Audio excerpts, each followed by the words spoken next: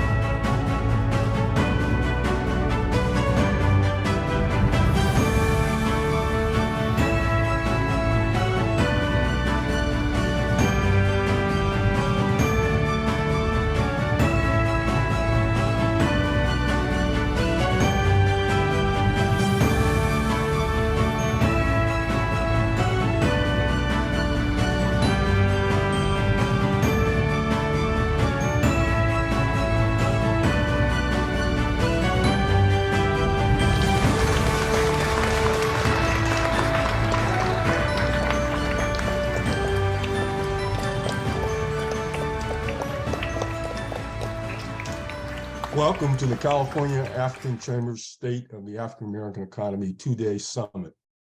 Welcome to the virtual stage, the chairman of the California African American Chamber of Commerce, owner of Task Strategies, providing strategic advisory and legal services in the areas of energy, utilities, broadband, transportation, regulatory affairs, legislative affairs, diversity and inclusion, and financial services.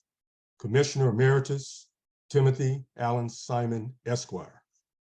Good morning, everybody, and welcome to the first inaugural California African American Chamber of Commerce State of the California African American Economy Summit. As stated, my name is Timothy Allen Simon. I'm honored and humbled to be the chairman of the board of directors, all of whom I want to thank for their support and engagement in this very important gathering that we're going to have over the next 2 days.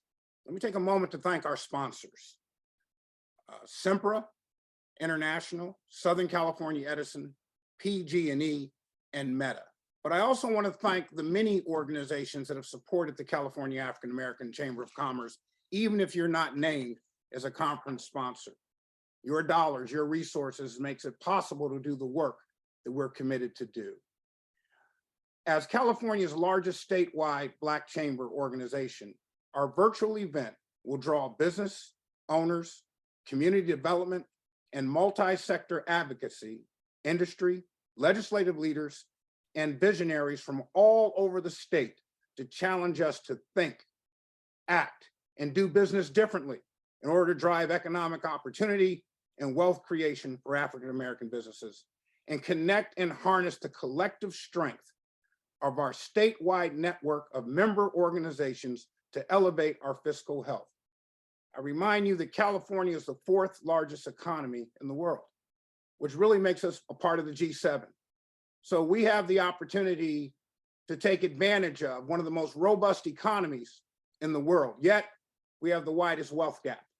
And many of our communities are not fully benefiting from our state's greatness. Today, we hope to make a step towards resolving those challenges. Our mission is to drive economic opportunity and wealth creation for African American businesses and connect and harness the statewide network. We have a great two-day summit that will advance Black excellence in the economic sector. We are very much looking forward to all of you engaging in our breakout sessions, in our chat room, and other opportunities to hear your ideas, as well as hearing the ideas of our honored guests. And speaking of honored guests, I would like to bring to the virtual stage the Honorable Mayor Deborah Robertson, who chairs the board of directors of the California African American Chamber of Commerce Legislative and Government Affairs Committee. Mayor Robertson is a visionary, a distinctive leadership style that has thrust the city of Rialto in the great inland empire of San Bernardino County into the national spotlight as a recognized leader in areas of public-private partnerships, business development, and job creation. Mayor Robertson, mayor in November 2012, the latest achievement in a distinguished public service career that has included 12 years on the Rialto City Council, leadership positions at the Southern California Association of Governments, the San Bernardino Associated Governments, and more than 20 years with the California Department of Transportation. Under her tenure as mayor, Rialto has fortified its economic future at a time when many cities are experiencing serious financial problems. Economic growth is up. Passage of initiatives such as Measure U have created millions of dollars in additional revenue streams, and Rialto is at the forefront of public-private opportunities. Mayor Robertson has spoken before congressional committees, served as an advocate for environmental remediation due to the environmental contamination, and has received recognition from the County of San Bernardino's Public Health Department as a visionary among city leaders adopting health programs. In 2014, Mayor Robertson was instrumental in heralding the city of Rialto as the first E3P3 model city that has since received state and federal recognition for area programs and services that address environmental sustainability, economic development, and equity issues that are supported by the public-private partnerships. Mayor Robertson is a leading voice on regional and national infrastructure issues.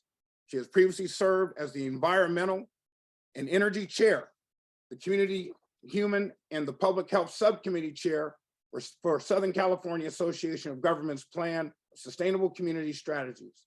She's a member of the U.S. Conference of Mayors, Water Council, and Metro Economies, and is a member of Mayors Against Illegal Guns. I'm very honored to bring to our stage the Honorable Mayor Deborah Robertson. Good morning. Good morning, everyone. And thank you for that introduction, Timothy. Boy, see, when you start reading bios, you start feeling like that's quite a bit. And still moving forward and excited about everything that's going on.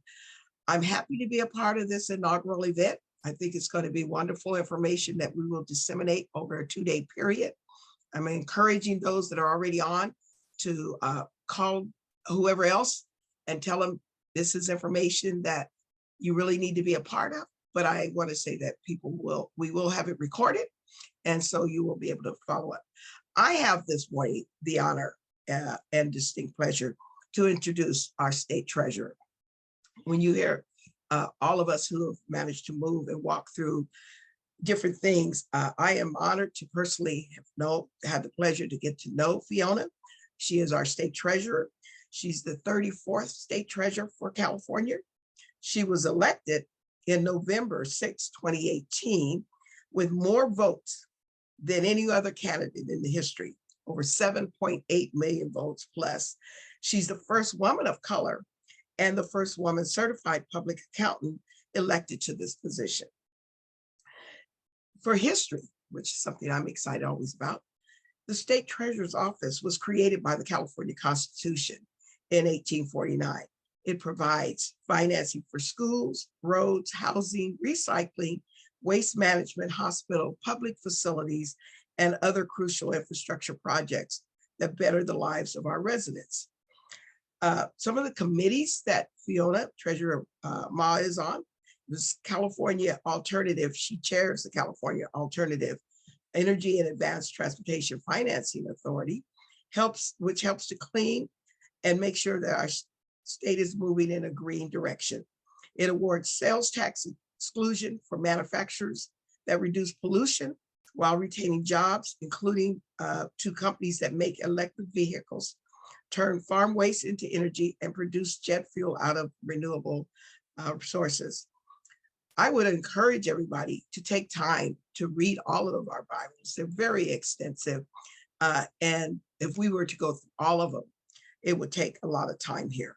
I want to just point out a few things that I find I'm happy to see that she led the charge in. And one of them that I really felt was interesting is that when she first came into office, she realized that there was an economy that she was on the Board of Equalization, and she identified that the cannabis industry was a large shadowing economy in California with hundreds of millions of dollars that disappeared into the underground cannabis economy. And she led the efforts to regulate the industry, develop systems to track and trace all cannabis in California, and develop legal banking mechanisms for cannabis business. Another thing that I find kindred spirit, and I'm just jumping down real quick, is that she has also participated and she's a part of the members, the Vatican Council for Inclusive Capitalism, a member of the California Society of Certified Public Accountants, and she serves as the board of California Women's League. And on that note, I'm going to just say personally, I had the pleasure of having Treasurer Ma this past year, my 14th annual State of Women. She was our keynote speaker. She was dynamic, she was well received, and our community was just at awe and very much appreciative that the state treasurer would come and be our keynote speaker. I want her to know now, I am taking the event to the state level next year. There'll be our 15th anniversary. It's time to take it to the state. I'm looking forward to one of the most recent newly elected, who I will be swearing in on December 17th, to carry legislation that will create a women's institute at the California State University in San Bernardino. And I'm going to formally now ask Treasurer Ma to come back to Cal State San Bernardino and help me move this forward, because I think we need a women's institute in the Inland Empire. So with that, I put you on blast. I'm getting my request out early. I know you're home. I appreciate you taking the time to be here with us, but I will give you guys the honorable Fiona Ma. Thank you. Thank you, Mayor Robertson, for your leadership. The Inland Empire is the fastest growing region in the state, and I don't think a lot of people appreciate how much you all are doing in terms of public-private partnerships and just, you know, figuring out how to make things happen with as little or as much as you can get. And so thank you, Mayor, for your leadership. I want to also recognize Assemblywoman Wilson. We thank her for her leadership as the chair of the Black Caucus. I know we're going to see a lot of things happening. And then to my good friend, Tim Simon, we've known each other 25 plus years. And I started in public service as the president of the Asian Business Association back in 1994. And back then, Prop 209 had passed. And that's really what propelled me into public service, is the fact that women, minority business enterprises was not getting our fair share of contracting opportunities. And so that's how I started working with small businesses. And still to this day, small businesses is my priority. Regardless of what office I'm in, this is my 4th elected office, I still am trying to prioritize small businesses and make sure that they can survive and thrive even in this economy. So as state treasurer, I am your state banker, so all of the revenues come into my office. Last year, it was $3.2 trillion.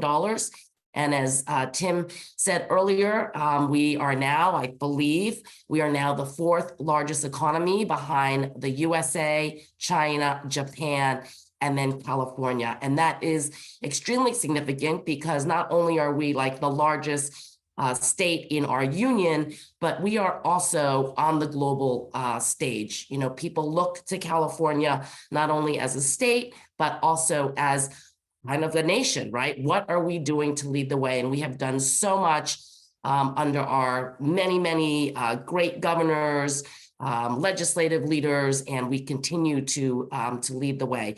I also issue all the bonds for the state of California. Today, we had a very successful competitive bid. For the first time, we had 26 firms bidding on our $15 million bond sale. And we've never had that many. It's usually the 10 largest that bid consistently. And I'm always telling the small minority women-owned veteran firms, you need to get in there. You need to be at the table. We need to see your names that you are participating, because then we can move you up. And we have actually appointed more minority women veteran-owned firms during my past 4 years than we have ever done before. Because I want everybody to know that California is open for business. If you show up, if you participate, we will recognize you and we will promote you. We also have a LAIF account, the Local Area Investment Fund. So I invest the state's short-term investment every day. Our balance is about $220 billion. 30% of that is for local areas. And so we work with you, Mayor of Rialto and many of the cities, and we want to let you know that your money is safe and safe. But we also put money into time deposits in local headquartered banks here in California. And we have expanded the number of headquartered banks here. I think there's only one African-American bank. We need to have more banks participating, because when they participate, we can put more money in and they can loan more money out. I also chair the bond and the tax credit committee for affordable housing.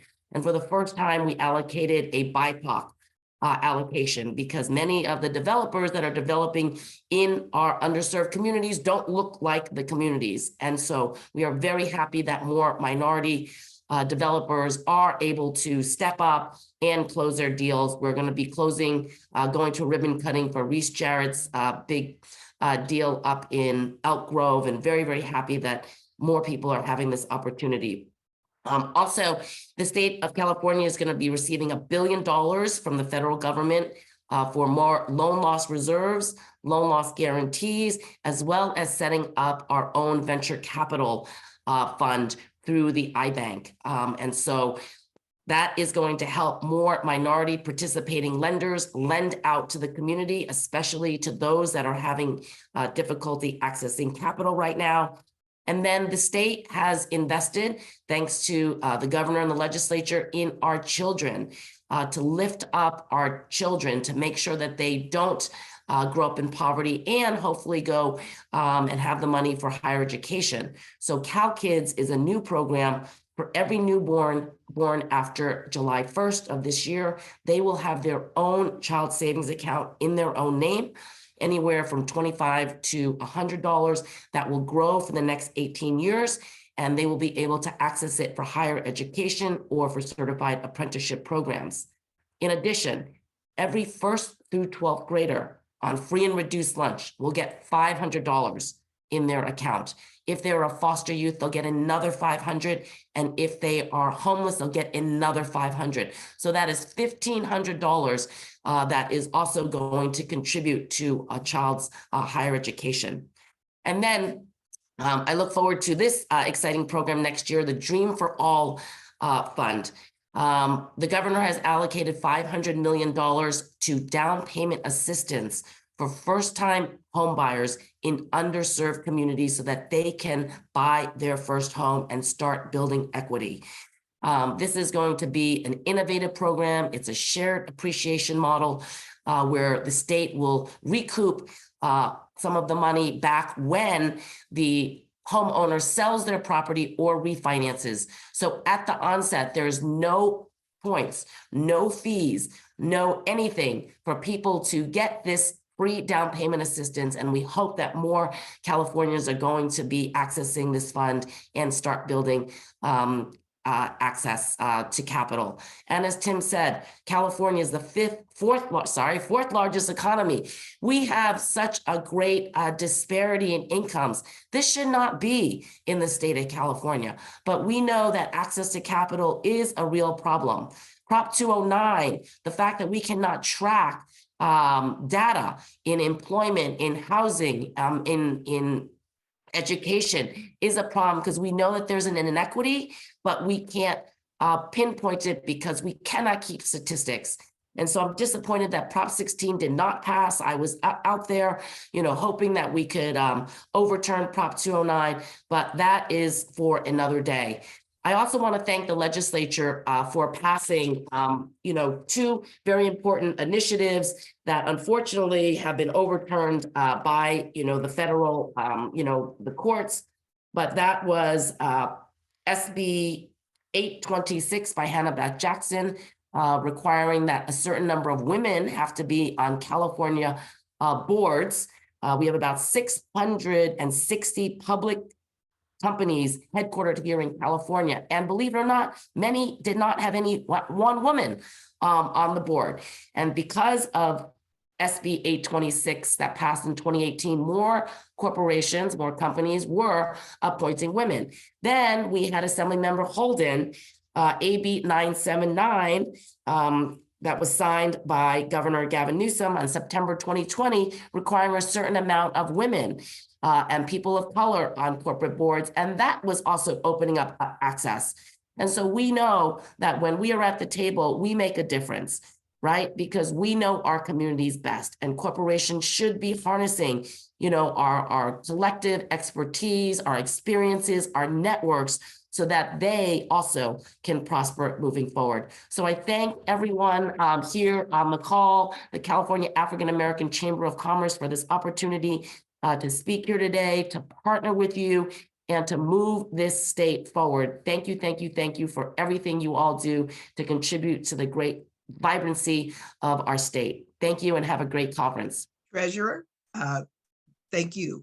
And before you pop off and the others come on, I know that we've got a number of speakers going, but I'm going to take my executive privilege as an elected and ask a question of you, because Sure. I think it's important that today we don't just hear from everyone, but we also have a Q&A whatever way. I won't be there all day long, but to your point and to Timothy's point, California is a contender in the economy, fifth largest and all. I'm going to ask an assignment of you, and I'd appreciate it.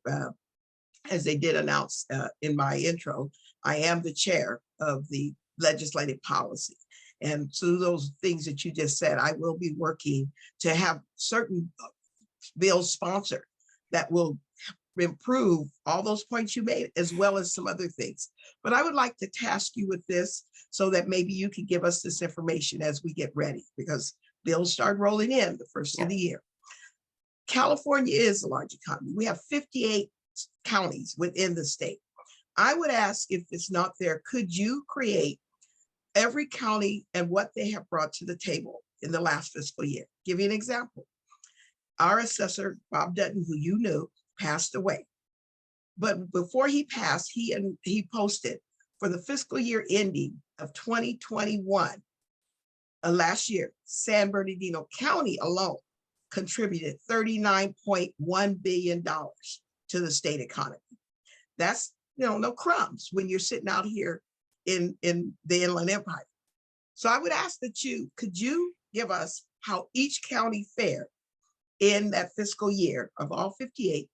And then I would ask, could you give us how our African-American community, business or whatever, is faring in terms of being able to get a part of that activity, or if what we are doing in terms of the economy and contributing to the economy. I don't know if that data is there, but that data is helpful. I did have the benefit of seeing Mr. Perry with the Brookings Institute, and he did give us a reflection of how African Americans are faring in terms of within our MPO region, SCAG. I asked him if he could reflect us against all the other MPOs within the state.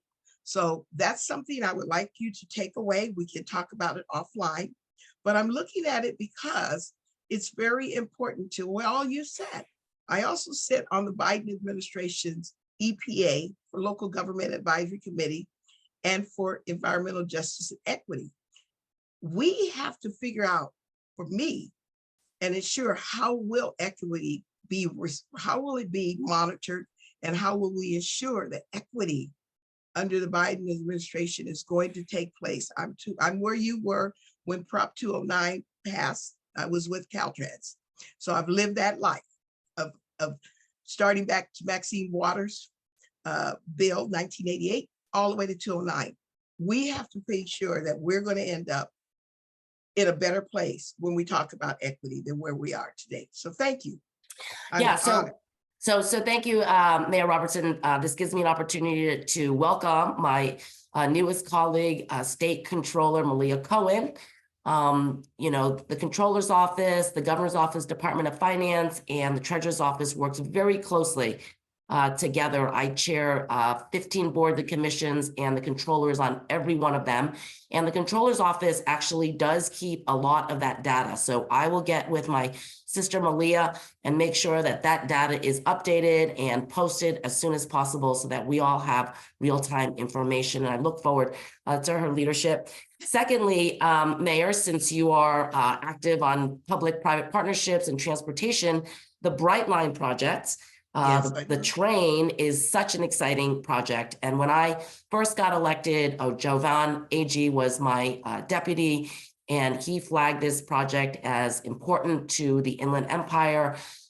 They bought the right-of-way from Apple Valley, Victorville, all the way to Las Vegas, right?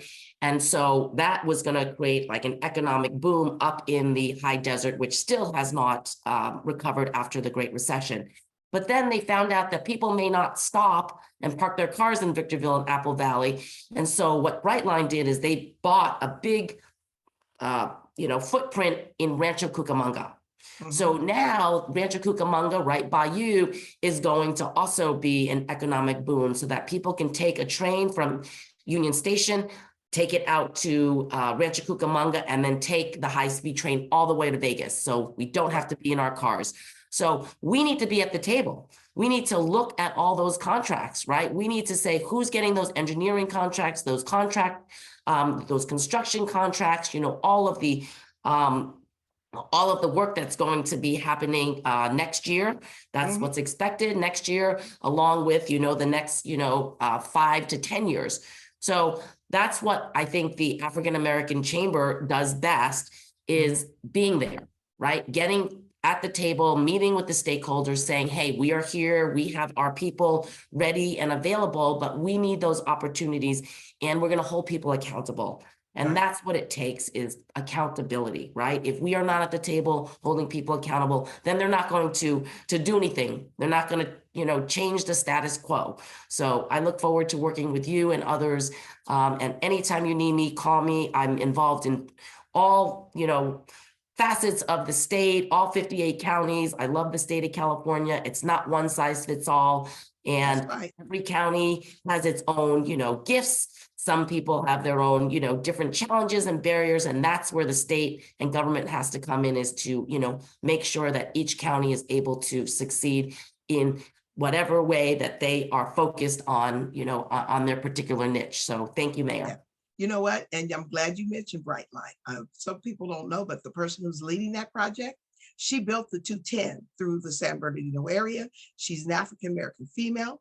She's hired by Brightline. Her name is Carol Sanders, and she lives right here in Chino. So we've been in touch with her because it is a public-private partnership project. And a lot of people aren't aware that it's not being ran under the Department of Transportation. It's being ran, let's say, in partnership and in alignment. So it's one big, I'm hoping that when we hold our event in February, I believe we have something. I'm looking to see if Carol will come with her partners and present on the status. Because one thing, people, you're right about the piece in Rancho, but the project is going to start construction out just north of Barstow, and it'll start in Yermo, if I'm not mistaken, and going north. So we have to be on it, and we have to stay focused. If we don't, we're going to once again say, let the train leave the station. And I'm in here not because I'm the mayor of Rialto. I'm here because I am also a small businesswoman, owned business. And that's exactly what I've spoken to Carol about, is making sure people get on their notice list so that we can be participating, because we oftentimes do not take the time to put ourselves in that queue so we can be noticed for some of the skills that we can bring to that project. Yeah. So thank you very much, Treasurer. It's been a pleasure to give the opportunity to introduce you. Thank you. See you later. Thank you all. Thank you, Mayor Robertson, and thank you, the Honorable Fiona Ma, for that very enlightening presentation and dialogue. We are so fortunate in California to have the leadership of our treasurer and the type of visionary that she provides, not only to California, but our country and the world. And the relationship that you've established with African-American businesses is unprecedented. And we look forward, as the Chamber and the California African American Action Fund to continue to work with your office to make opportunities for our member chambers and the businesses they support. The state of the African American economy post-election status is the informational basis of our summit today. I'd like to bring to the stage to share insights the chair of the California Legislative Black Caucus, the Honorable Lori Wilson. Assemblymember Wilson proudly represents California's 11th Assembly District. On April 5th, Wilson won a special primary election for the Assembly District 11. The seat was left vacant after former Assembly member Jim Frazier resigned in late December 2021. Before Chairman Wilson took office, she was the first Black female mayor to serve in all of the dynamic Solano County. First elected to the Suisun City Council in 2012, she served as vice mayor for 6 years before winning the mayor's race in 2018. Wilson also served as vice chair on the Suisun City Community Services Foundation. Most recently, Wilson worked as director of finance for the National Home Builders for over 10 years and previously held roles as the chief accountant at Fair Housing Napa Valley and an auditor of Solano County. She is committed to fighting for residents of California's 11th Assembly District with a track record of creating good jobs, keeping the community safe, and improving the quality of life for all her constituents. Assemblymember Wilson is a graduate of California State University, Sacramento, with a Bachelor's of Science degree in Business Administration with a concentration in accountancy. Her diverse career history includes more than 20 years in accounting and finance and has afforded Chairman Wilson tremendous opportunities to hone her skills in government and nonprofit management, strategic development, and budget administration. Throughout her career as a public servant, Chairman Wilson has been committed to supporting women in leadership positions. She's also the founding member of WIP Solano, a nonpartisan organization formed to inspire more women to become visionary leaders in Solano. She's a native of California and raised in Fresno, and she's married to her high school sweetheart, Chavarez Wilson, a retired Air Force Reserve Technical Sergeant. We are so honored to have you here today, Chairman Wilson. When we speak of the chair of the California Legislative Black Caucus, we're speaking of the chair of a committee that represents us. And again, and I will confirm, the 4th largest economy in the world. So without any further ado, I'd like to bring to our virtual stage, Chairman Lori Wilson. Thank you. Well, good morning, everyone. It is an absolute pleasure to be here. Thank you so much for the invitation. Tim, I really appreciate it. I thank everyone who has taken the time to be a part of this first summit. This is a historic day, and I am excited to be a part of it. I am excited to have been sworn in on Monday to my first full term in the Assembly and be elected by my peers to represent Black Californians as in the chair. And that's what's key and important, I think, at the focus of today's conversation and tomorrow's is strengthening Black voices, strengthening Black Californians, ensuring their quality of life is improved, especially through economic opportunities. And we know that the California Legislative Black Caucus has always had a priority of creating economic opportunities. And I look forward to building upon that as chair, having spent so many of my working years in private industry and understand the inner workings of not only small businesses, but large corporations, having led the financial operations for some of our largest national home builders. And so I'm looking forward to this conversation today. I'll keep my remarks brief to give opportunity for a little bit of Q&A, but I want you to know that the work that you do is extremely important. It is extremely important. In our great state of California, we have opportunity. There is opportunity. We've created it legislatively through different executive administrations, but the African-American chambers, not just the state, but the smaller chambers across the state, You all are on the front lines of advocacy to ensure there is access for Black Californians to this opportunity that's been created by the state. And so I want to talk a little bit about just this last session, 21-22 legislative session, where the Black Caucus had 3 budget priority wins that support African-American businesses and advance economic equity in California. We have, there were 3 of them. One was the $40 million budget win for Allensworth. Most people are familiar with this. This is a community of less than 600 people centered around the state park dedicated to preserving our first all Black community. Now, more than half of the money will build a $28 million visitor center and other interpretive enhancements.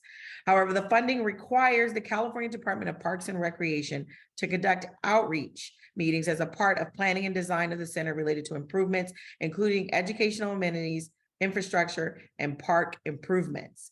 We are looking to have Black vendors, Black people here doing the work and getting these contracts. This budget also authorizes the department to give free days access to the colored Allenworth State Park over the next 3 years. Another was a $25 million one-time general fund investment to provide financial and technical assistance to employment social enterprises to enable them to build capacity to create and retain jobs in communities. Employment social enterprises are businesses that provide jobs, on-the-job training, and specialized supports to people who face high barriers to work, including people previously incarcerated or homeless or of substance abuse or mental health issues. We all know when we invest in marginalized communities that the entire state benefits. The last but not least is a $5 million, and this is one I'm really excited about, $5 million one-time investment to CSU Dominguez Hills for the creation of the California Black Women's Think Tank. Now, this is a public-private partnership comprised of a diverse group of stakeholders, including public employees, private sector partners, labor representatives, academics, and community voices. This think tank will serve as a forum for leading experts, scholars, and business leaders to participate in public policy discussions and promote ideas that advance Black Californians and Californians overall. This is the first time we get to do this in this state. I think this is the first time across our nation that something like this exists. And of course, in California, we always lead. We're always in the front, and you all are a part of that.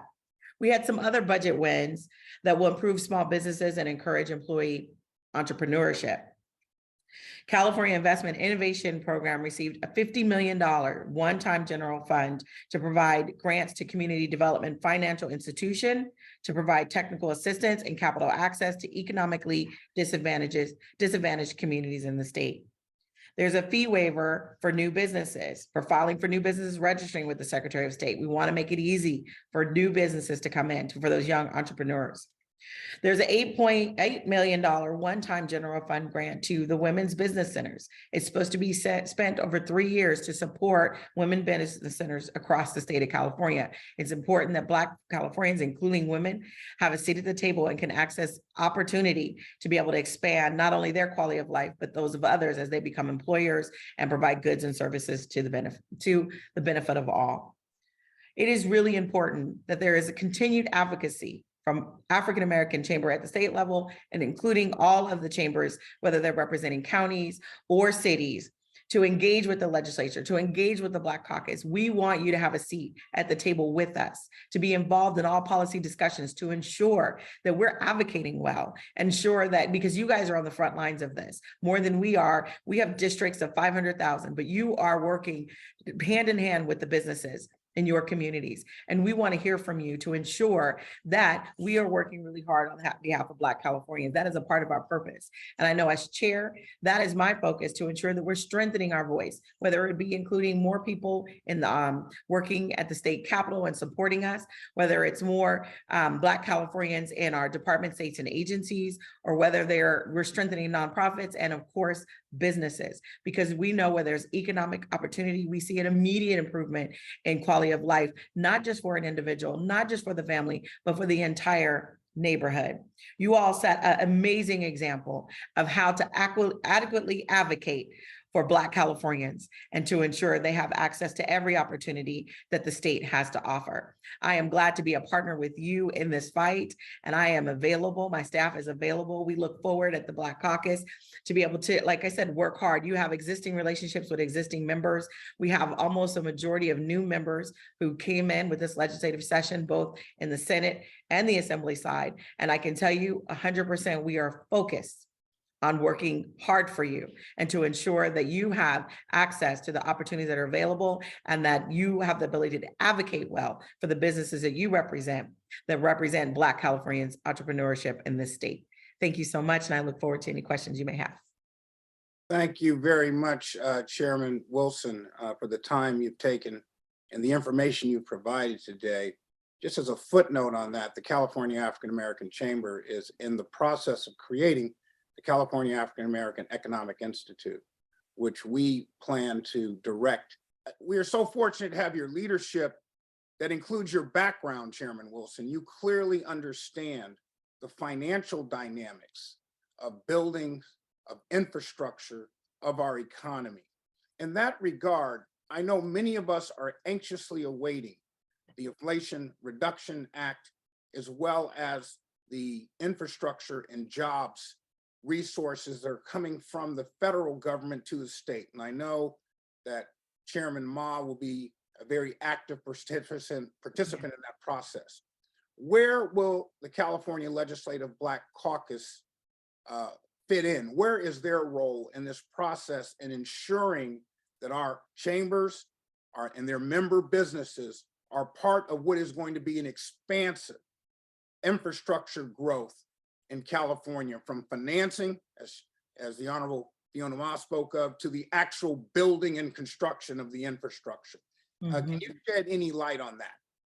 Yeah, so my colleagues and I are meeting early in January to ensure that we have the information needed in regard to all of this and be able to disseminate that. We look at, as we talked about our new legislative season, we had a brief meeting in the fall, and we understood that as we hit into this recession, accountability is extremely important, and that we'll have to work in accountability through every legislation that we do. But at the same time, making sure that we're disseminating information in a way that people can receive it and have access to it. So I believe that, you know, we'll have a seat at the table, as we've always had in all budget discussions, and including legislation priorities, as well as funding that comes federally to the state. They have, I will say that this administration, as I understand it from my colleagues in the past, have ensured that we've always had a seat at the table early in those discussions, because we know a lot of things happen early and not necessarily in the formal meetings. And so I've appreciated that, even in my short time in the Assembly since in April, being involved in several discussions regarding monies we received federally, whether it was infrastructure dollars or healthcare, related to healthcare. And so I know that will continue. So you can expect in the beginning of this month, in January, in the new year, that there will be some discussions with my fellow legislators in regard to this, and then we'll make sure to disseminate that information. Some of that as early as we have our MLK breakfast on the 12th, and we'll have some information available for members of the public, as well as, like I said, we are working with our Black media groups to ensure that we're disseminating information to every single stakeholder, Black Californian stakeholder, to ensure they have the information they need to be able to advocate well. Well, thank you very much. Again, we know that you have a very busy schedule, and we do not want this to cause you to be late for any of your engagements. But once again, on behalf of the Board of Directors and the members of the California African American Chamber of Commerce and the California African American Action Fund, I want to thank you not only for what you've done today, but what you continue to do for our community and our businesses. So if it's possible to give a virtual round of applause, I want to give it to you right now. Thank you so much, Chairman Wilson. Thank you so much. Pleasure.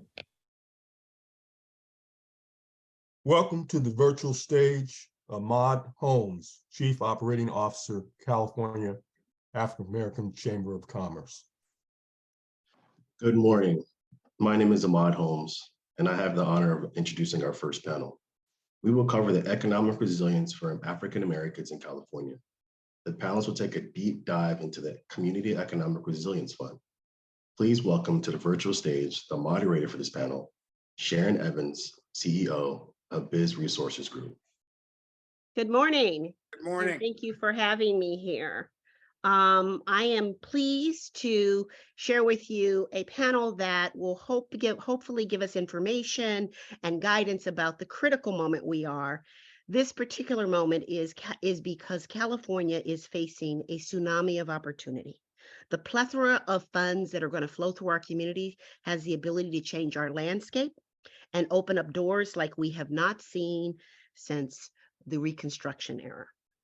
Today, we have a credible individual to join us, and we want to create some linkages. We are so fortunate to have one of the nation's leading economists and advocates and experts with us on everything Black. We as Black leaders, we as Black community organizations, we have an obligation to stand tall and take our seat at the table to ensure that our businesses can thrive, that our communities can thrive, that our families can create wealth, and that we can continue to sustain the communities that we care so much about. I am absolutely thrilled to share with you the individual who is joining us, Dr. Julianne Malveaux, a well-known national economist who is an author, political scientist, professor. She is a California gal. She was born here in San Francisco and a pioneer in Black economics. After she studied at Boston College, she graduated with a master's and her PhD at MIT. She left MIT and came home to California to teach economics and Black studies at UC San Francisco and UC Berkeley. She went on to become the 15th president of Bennett College, Women's College, and today is the dean of the College of Ethnic Studies at Cal State Los Angeles, which is the second largest ethnic studies school in our nation. I am so excited because on my days at the Hill, I followed Dr. Malveaux. I worked with MBDA as she was advocating and fighting for opportunities for our community. She serves on the board of the Economic Policy Institute. She was the founder of the Economic Education think tank in Washington, D.C. She's the president of the Black Doctorate Network. I'm telling you, we could have no stronger advocate for Black economic empowerment and to understand where we are and what opportunities there are for us and what this landscape means for us at this moment in time. So with no further ado and with great pleasure, I am pleased to welcome Dr. Julianne Malveaux. I'm happy to be with you. These are economic tumultuous times. I'm also happy I see a couple of friends of long standing. I saw Tim Simon, and it's great to be back in California after 25 years on the East Coast in Washington, D.C. and in Greensboro, North Carolina. Let's talk about the economy. Again, let me just clarify, am I being heard? You are live and we hear you. Wonderful, wonderful. So let's just talk about the economy for a few moments, both from a national and from a state perspective. As we know, the Fed, we are in a tumultuous economic time. The question is whether or not a recession is inevitable. And if it is a recession, will it be a mild one or a heavy one? Predictions are that it will be relatively mild in California, but perhaps less mild nationally. And so this is challenging. What we know is that we have largely, not completely, but largely recovered from COVID. In California, employment is back to pre-COVID levels. That's not quite true nationally. It's close to, but not quite there. Economic growth is robust. Last month, we had a 5.1% growth rate. However, or last quarter it was a 2.9% rate. So we see growth accelerating, but accelerating from in the second quarter, we had only a 0.6% growth rate nationally. And what that means, the definition of a recession is 2 quarters in a row with negative growth. 0.6 is near negative, but it's not negative. So we're tottering between whether or not there is a recession or not, whether we're expecting one or not. And that's going to affect everybody's plans. It's going to affect issues of taxation. I was happy to hear the sister who is leading the Legislative Black Caucus talk about the many initiatives that have been funded, but we all know that if tax revenue go down, which is what happens during recession, some of these initiatives may or may not have the funding that they require. So we are in a time that has a huge question mark around it. And what can we do in the middle of a huge question mark? Well, in many ways, what we can do as individuals is stack our money. Now, this is interesting because on one hand, economic growth requires us to spend our money, but personal financial stability requires us to stack our money. And so that's always an issue. The initiatives to help businesses are important because we lost nationally 40% of our Black-owned businesses during COVID, and we haven't come back yet. Well, employment has somewhat come back, and other things have come back. Our businesses have not come back. Our home ownership has not come back.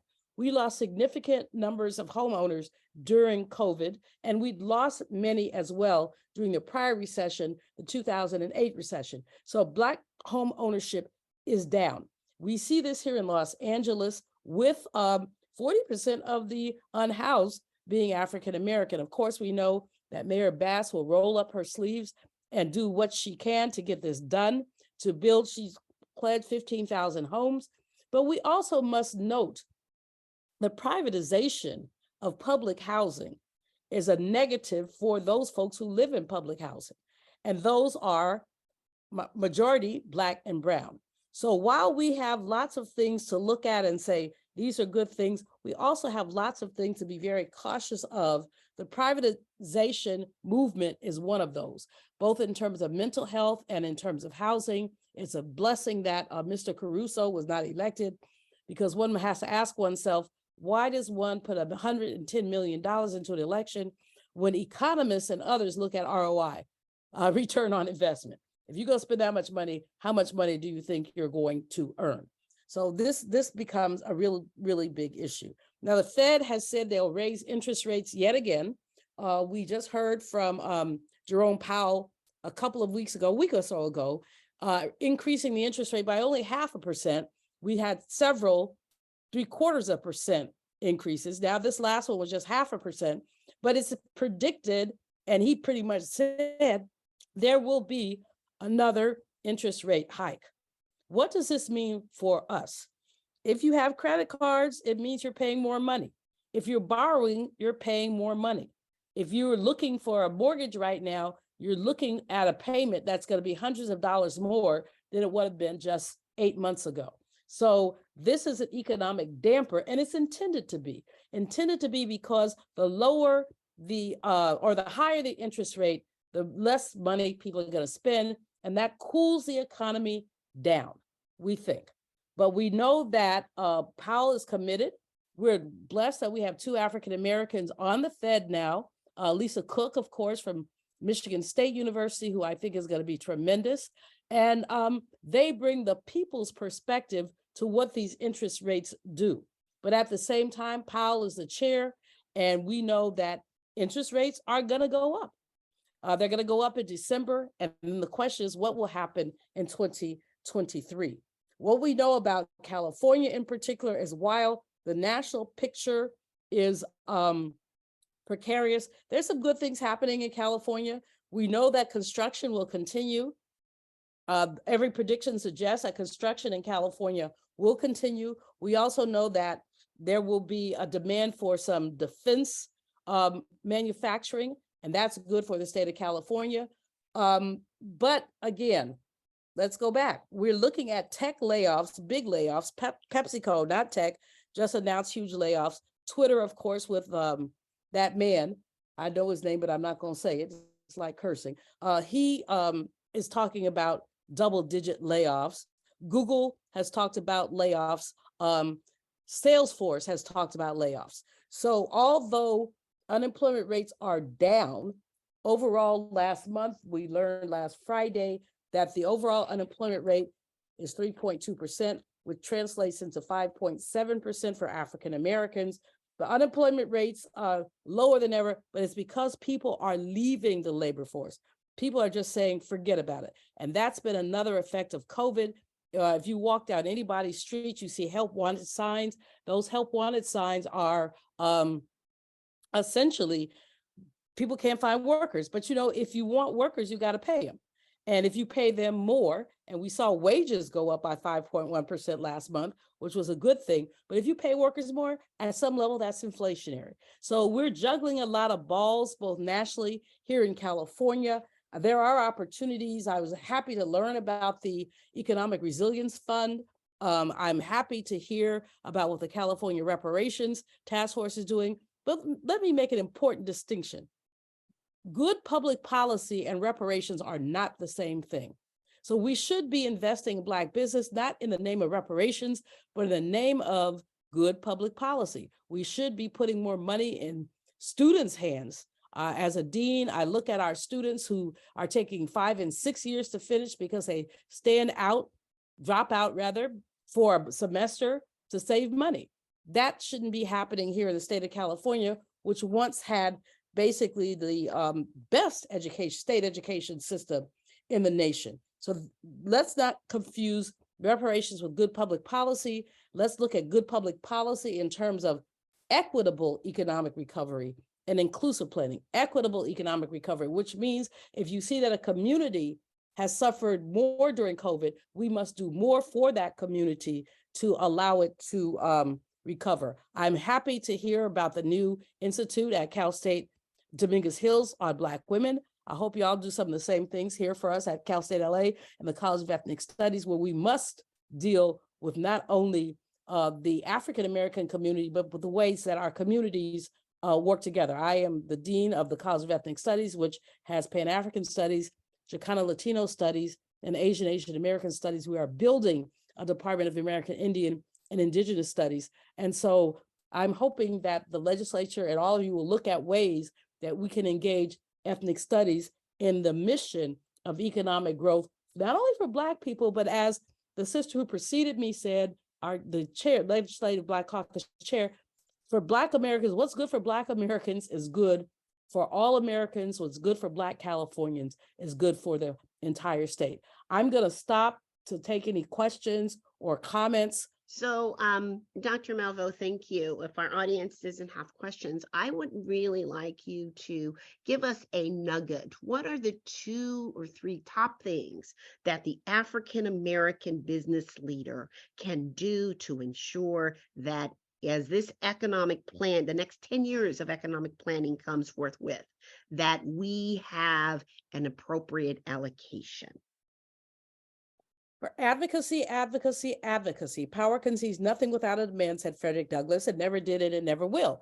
We have to advocate for our businesses. We have to advocate with the legislature. We have to come up with innovative plans. It just can't be more money. More money, why? And we have to talk about pipelines. It's not just the existing businesses, but how we generate and create new businesses, looking at technology, looking at other structural changes to see how we can really make a strong case for more funds for Black business development.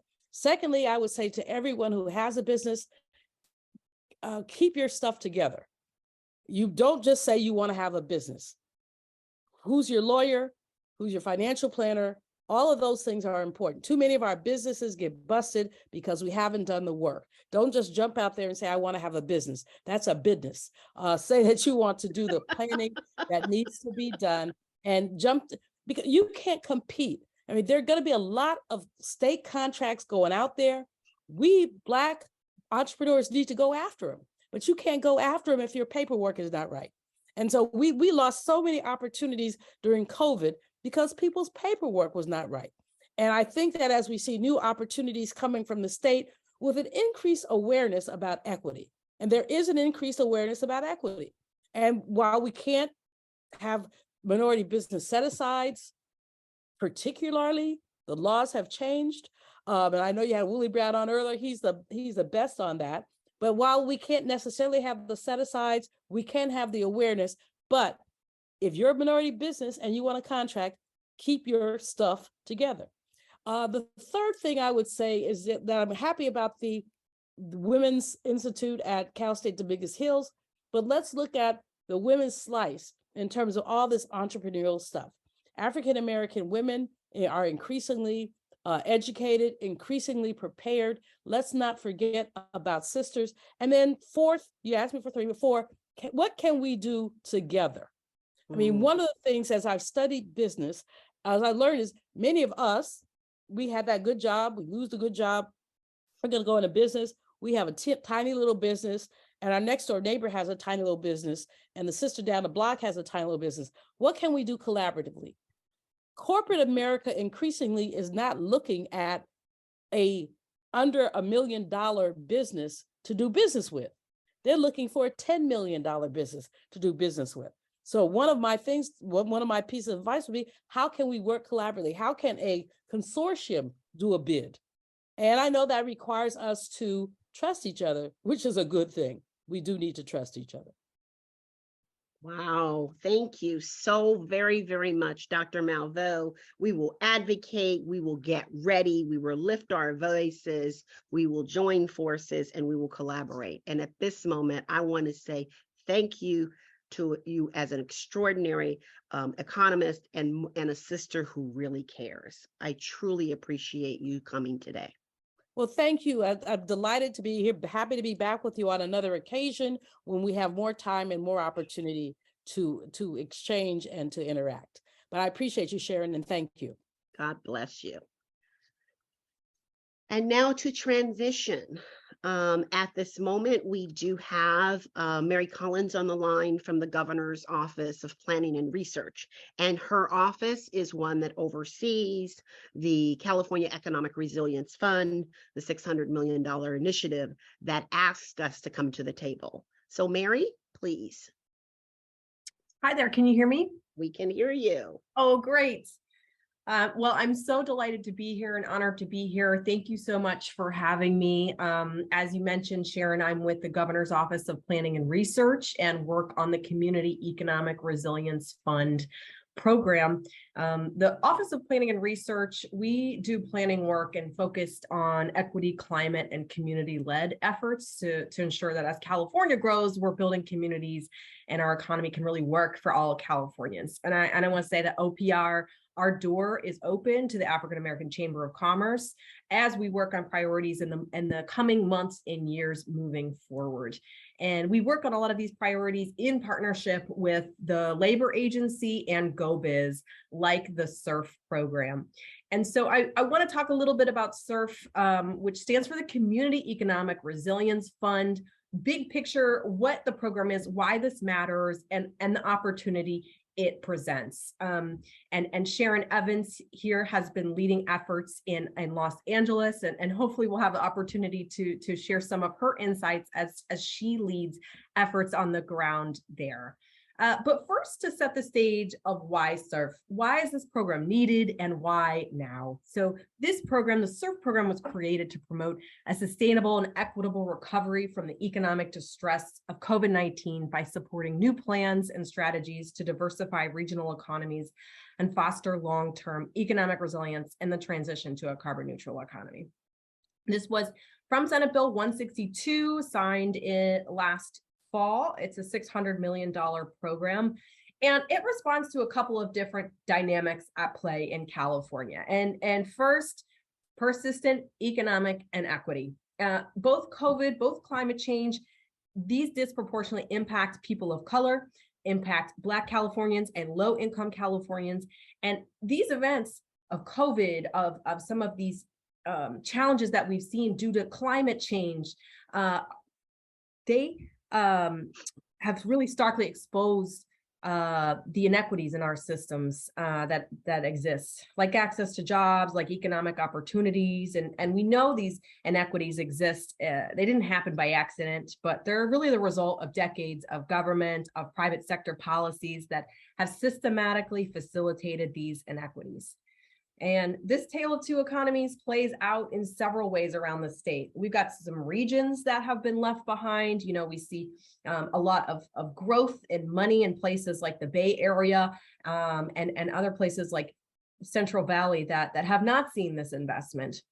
And this also plays out in terms of disinvested communities that have been left behind. You know, I live in Oakland, California, and there's different situations happening in West Oakland where West Oaklanders have been left behind, but people in the hills are doing just fine. And that's why we can't go back to business as usual. And that's not an option. So that's why our program has a strong focus on inclusivity and equity. And then we also have a lot of transitions in our economy right now. That's another reason of the why now, why surf. We think that planning for a resilient economy and preparing for impending changes due to these factors like climate change go hand in hand. We've seen some changes in legacy industries that are threatened. And so that's another reason of the why now. So we can look ahead and be more prepared to be resilient in the future. And given that California's economy is so large, so diverse, and faces a number of threats and opportunities, we think a singular roadmap for our economic future, it doesn't really make sense because the challenges, the advantages, the opportunities in Los Angeles are going to be very different than Kern County. And all of these economies, things happen at a regional level. These industries, talent pools, innovation assets, supply chain, infrastructure, these drivers of good paying jobs happen regionally. And so regional planning is really a means to drive forward a plan for the future. So that's a little bit of the why, but the what is SURF? This is a program that will support local communities, institutions, and workers in developing new regional plans and investing in projects that creates this new industries and businesses to deliver good paying jobs. So in this first phase of SURF, the planning phase will establish 13 regional inclusive planning tables called High Road Transition Collaboratives to develop blueprints for each region's economic future. So each region will receive $5 million. Sorry about that, folks. So there's 13 regions around the state that will have some planning efforts, and these planning efforts will have meaningful participation from a whole variety of stakeholders, from labor, from business, from local community groups, together with government, philanthropy, education, and workforce. And so these groups will come together to really paint a North Star for each region's economic future. And then we also have implementation funding to be able to fund projects that tie to that North Star. So we have a $50 million pilot program that will be coming out in January 2023. There will be a $20 million tribal funding opportunity that will be open to activities related to planning or implementation. And then we'll have $450 million about for funding these different programs that link to planning efforts. And just kind of framing the opportunity of SURF, really is a first of its kind program. Community and worker-centered inclusive regional economic planning has not been attempted at this scale. This is going to be a new and challenging process, but it is a really important one, including voices that have traditionally been left out of economic planning, especially Black voices. This is critical to build the economy that can lift those up that have been left behind by COVID, have been left behind by these systemic inequities in our economy. And so it's not just a seat at the table, but let's change the table itself. That's why this is huge, and that's why this is really important and a really important opportunity for Black thought leadership to be able to tap into these funding efforts. And also with the funding efforts and funding different priorities that tie into these plans, this is also an opportunity to think about drivers of our economy, small to medium-sized businesses, ensuring that we can help future-proof businesses grow wealth, expand entrepreneurship opportunities to link to these North Stars of these regional plans. This is a tremendous opportunity for communities that have been left behind. And so with that, I want to thank you for having me here today. I'll try to put some resources in the chat, including my email, how to sign up for our listserv, and then a summary of the different SURF regional tables around the state so that you can connect to each of these regional tables that are going to be getting underway in the next couple of months. Thank you so much for the opportunity to be here with you all at this summit, and I'll pass it off to you, Sharon. Thank you so much, Mary. We truly appreciate you being here, and our special appreciation to all that you're doing in planning and research to ensure that we are participating. Guys, we have an unprecedented opportunity. We will convene this afternoon. Earlier this morning, there is a session on resilience. And during that time, I will talk a little bit about what's happening on the ground level in terms of ensuring that we have ways to include resiliency for our small businesses and how that connects to not only SURF, but some additional $27 million that has been allocated across our regions. So I want to thank you, Chairman, and to Dr. Malveaux, thank you for this opportunity, and call to action, get engaged. Thanks. Good morning again. I believe the next session is going to be led by Mr. Chow.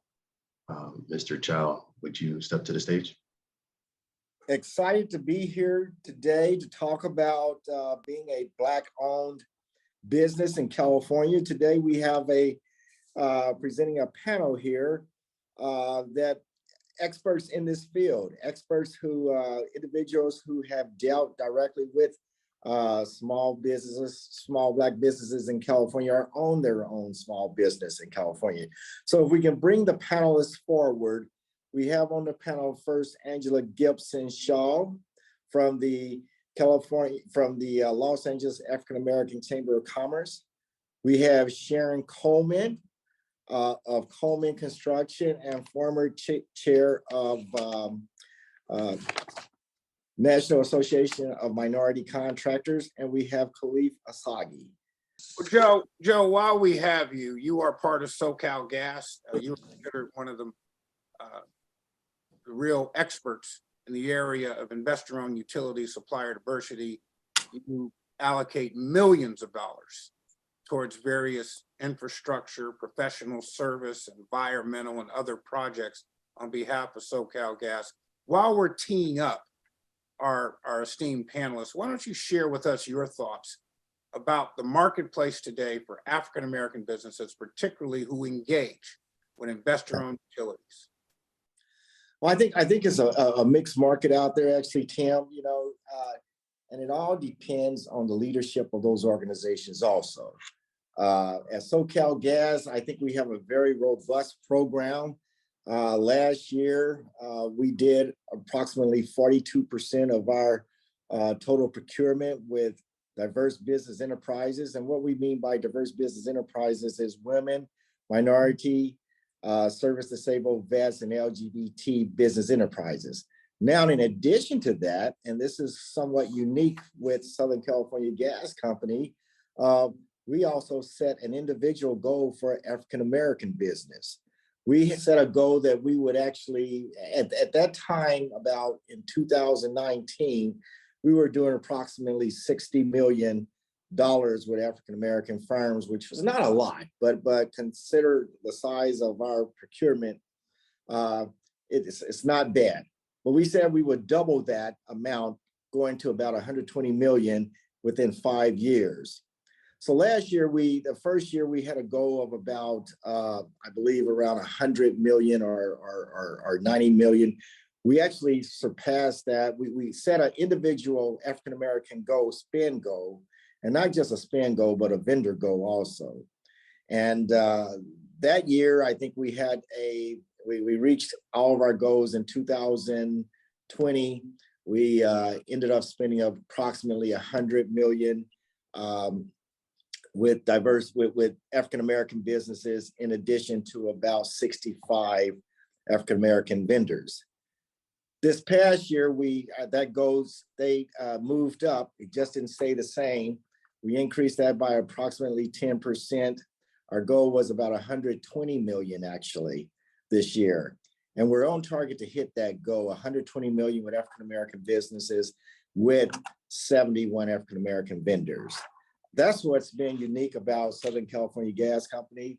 I think there's a lot of opportunities in this area for African-American companies, as long as you are prepared and have the capabilities to do so. At least with SoCal Gas, if you do have the capabilities and the skill set to do projects, those projects that are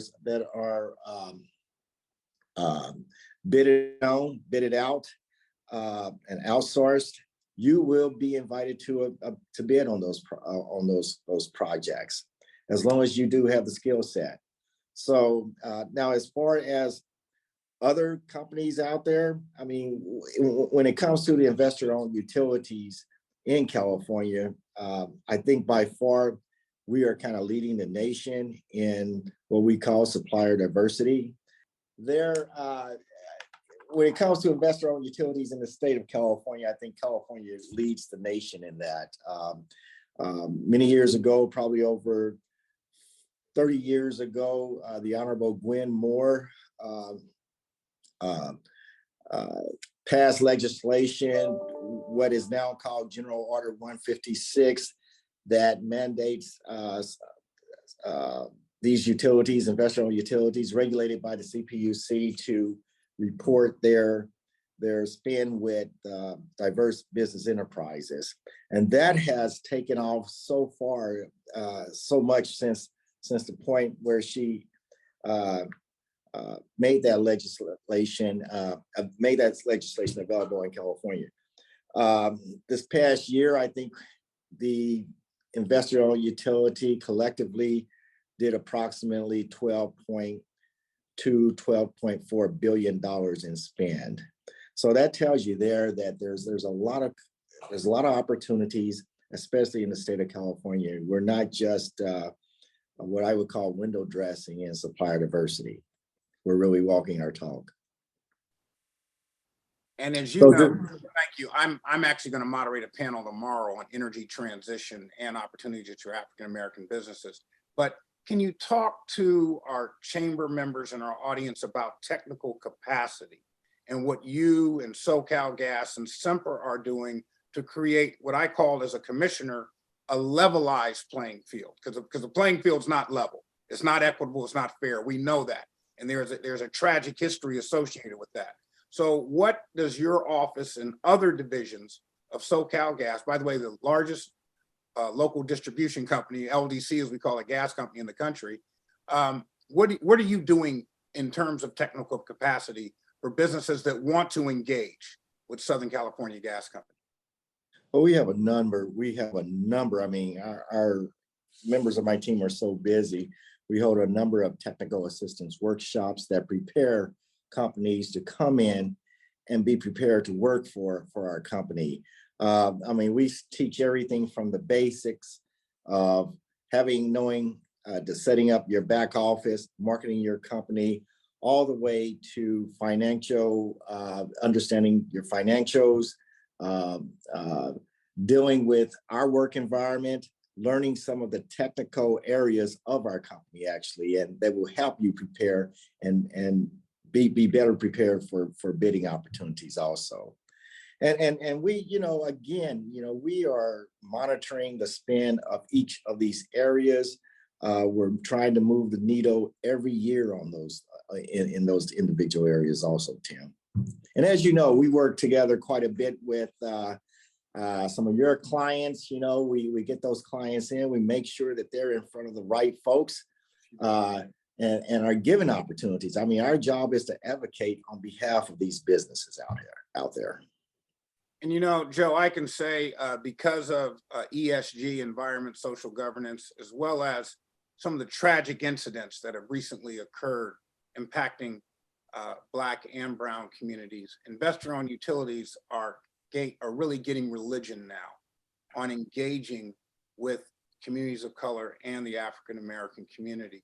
As you know, that was a concern of the late Aubrey Stone, rest in paradise. And his last words to the General Order 156 en banc hearing was a concern on the African-American businesses who really hit the beachhead first in California and the nation in terms of special programs for minorities, again, to levelize that playing field. your CEO, Scott Drury, and your president, Marion Brown, has made it a priority. But even with that priority, we know that there are certain economic barriers that are built in. What does CAACC do in this situation to address those types of barriers? I mean, we try to take those barriers down. When we identify and see those barriers up there, our job as supply diversity professionals is to try to eliminate or challenge those barriers. Like I said earlier, if there's a company that is totally qualified, have the capabilities and skills to work on projects at CAACC, there's no reason why they should not be able to compete. And we make sure that they are invited to these bidding opportunities to compete, to fairly compete with those.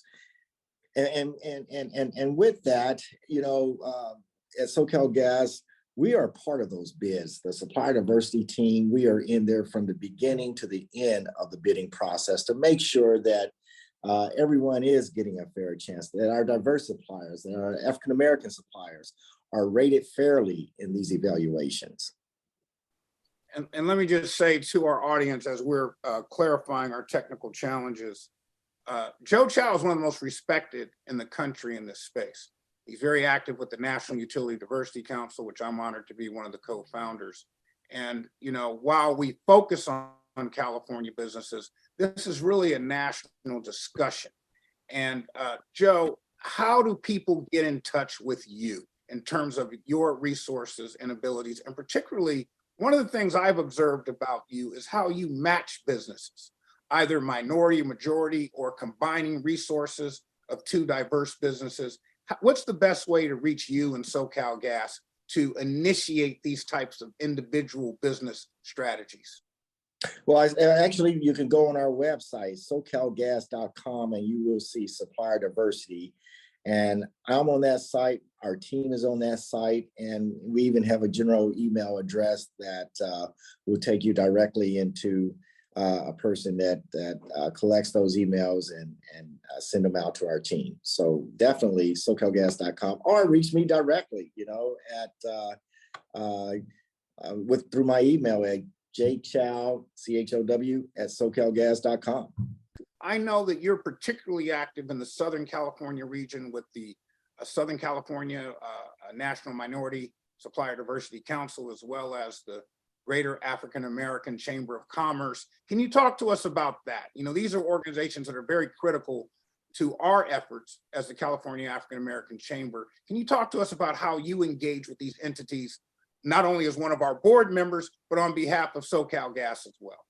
Yeah, well, I'm also the board chair for the Southern California Minority Supplier Development Council.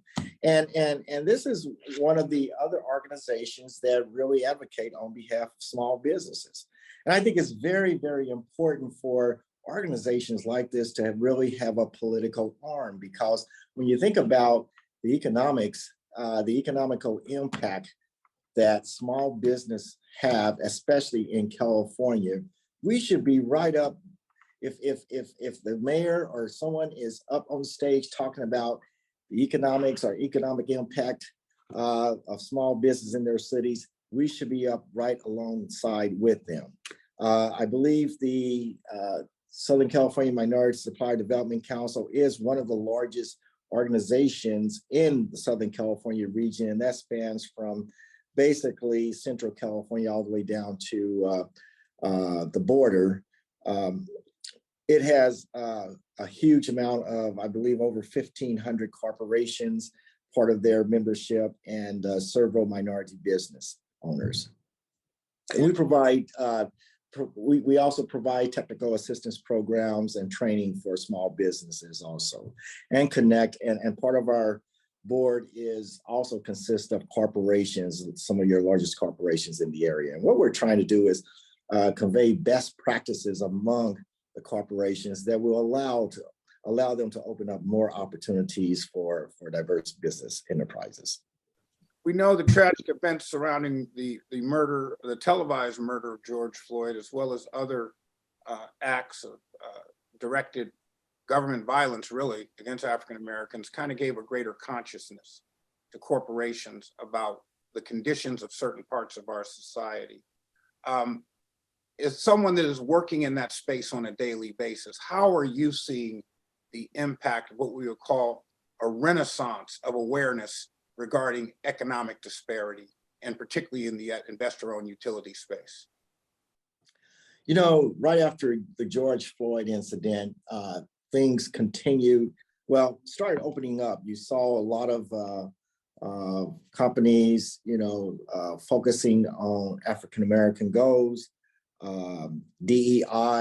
A lot of them appointed DEI officers within their corporations, which has led to more awareness and I think promoted more Blacks in these organizations. But one thing I always say, like someone asked me the other day, do I think that supplier diversity will go away, or what does it look like on the horizon? And my position on that is that you have to continue to press the pedal on that, because if you don't, things will begin to slide back. And I've seen that. I've seen things where if there's no emphasis, if it's not coming from the top down, you can begin to see decreases in outreach and supplier diversity and opening opportunities for diverse enterprises. That's why we have to continually press, and I don't see this area going away anytime soon, because there's still a lot of area for equity in contracting opportunities, not only with the investor-owned utilities, but in all industries, especially a lot of industries outside of the energy industry and some inside the energy industry. I've often said in my public remarks that the way our economy works, that you have to continue to press that needle on a meter to break the glass ceilings of glass walls. And the moment you let up, that needle will go back to the status quo. Absolutely. It's just the nature of the beast in this amazing economy that we have, this global economy in California. We have a question from Lori Dowling, who's the executive director of the National Utility Diversity Council. And she states, I know that many of California's African-American business owners may also be veterans, and thank you to the veterans out there for your service, or fall into other categories of diverse spend. Can you elaborate on this, Joe? So under General Order 156, we count veteran-owned businesses, but those veteran-owned businesses that we count with the CPUC have to be domiciled in the state of California. So that was one sort of kind of weird rule, I thought, as opposed to being able to count spend throughout the nation.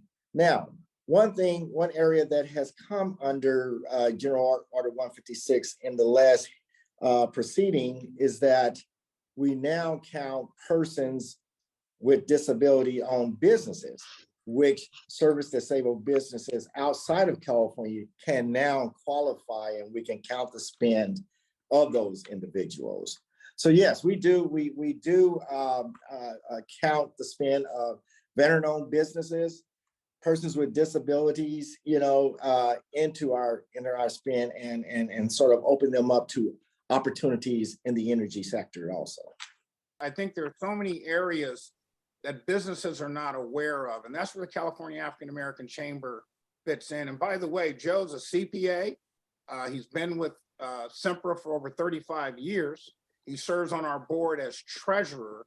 So we're very fortunate to have him and the company that he represents as a partner to the California African American Chamber of Commerce. And along with representatives from Southern California Edison and PG&E, tomorrow we'll have Mitch Mitchell, who is Senior Vice President, Head of Diversity and Inclusion for SEMPRA, which is a global enterprise. So I think that the gas company in particularly is walking the walk, but there's always more. It's like the unemployment data. There's certain data that the Labor Department will put out, but we know that there are African Americans who have not been in the system for so long that they're not counted.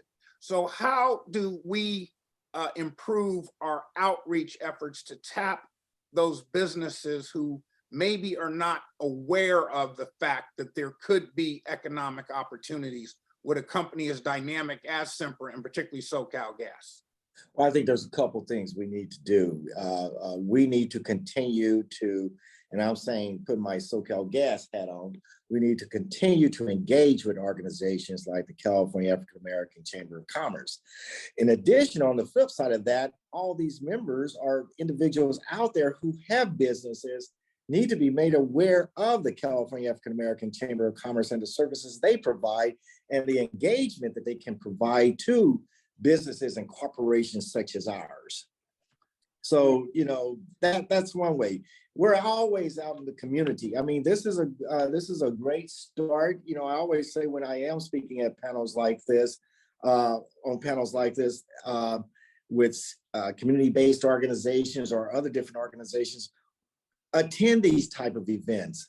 There's a lot of value in attending these type of events because that's where the relationship starts with these corporations. And, you know, it's like anything, the better your relationships are, the stronger your relationships are with the individuals in these corporations, your chances are better of getting invited to opportunities. Someone did put in the chat room, and I'll answer this, how to tap grant funding in the San Francisco Bay Area. We are a statewide chamber.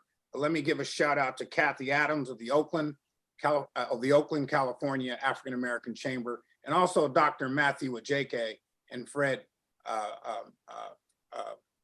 My God, I'm having a senior moment. But I want to say that your local chamber is typically more direct with local government funding resources. For example, in San Francisco, there are Dreamer funds that are being allocated specifically to help economic development and provide a social, Fred Jordan, who everybody knows. So I would say, number one, check with your local chamber, or number two, check in with the California African American Chamber, and we can direct you in that regard. Now, Joe, I know, and I don't want to take Mitch's thunder, but there is a lot of very interesting developments in the natural gas infrastructure area, and particularly decarbonization. How do you see businesses today, African American businesses that may not be in the pipeline business, may not be in the infrastructure area? How do you see professional services, you being a CPA, Khalif having a lobbying and law firm and motivational speaking firm, how do you see them playing a role in this massive expansion of decarbonization? Well, you know, that's one of the areas that we still consider underutilized area is professional services, especially in the African American community. That's a fight that we continue to fight to try to bring in opportunities. A lot of the Big 8 or Big 12 firms will say, you know, we do a lot of the work of our own. You know, all of the work is done by our own organizations, and we don't subcontract out a lot of work. But we continue, the corporations have to continue to put pressure on these large professional firms to make sure that they do subcontract, because we pay these firms millions of dollars every year, you know, and the intent of our supplier diversity program is to share the wealth, basically, to make sure that other people are also, who are qualified, are also given opportunities to do contracting with us in professional services. Now, in regards to these new technologies and everything, and reducing our carbon footprint, one of the things that keeps me up at night is how do we find companies in these new innovative fields, the path that we're going down when it comes to carbon reduction and stuff, in the hydrogen fields, who can build hydrogen pipelines, you know, and we're aggressively searching. And my take on this is that if we don't have these companies, then we have to develop the companies.